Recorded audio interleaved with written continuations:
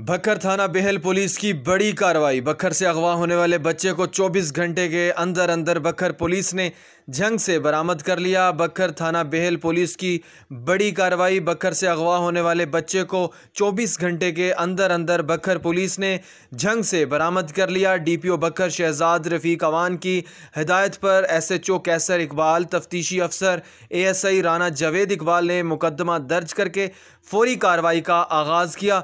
दरख्वास्त गुजार ने दरख्वास्त में मौक़िफ़ इख्तियार किया कि मेरा बेटा अगवा हो गया है। तफ्तीशी अफसर एएसआई राना जावेद इकबाल ने फौरी कार्रवाई का आगाज़ किया और 24 घंटे के अंदर अंदर बच्चे को झंग से बरामद करके वालिद के हवाले कर दिया।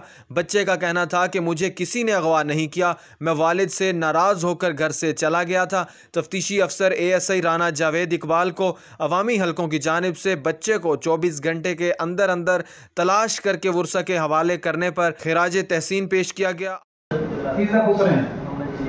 तेरे पुत्र पर्चा करा के मेरे बच्चे ने अगवा की तेरे जाति की दस तू आप मर्जी नाल गए किसी तेने अगवा कीता अपनी मर्जी नाल किथे गए से हैं तेरे ते किसी का दबाव है या किसी ने दबाव नाल बयान दवाया तेरे नाल किसी ने जाति कीती होवे तू हुण अपना पुत्र जाना चाहता है।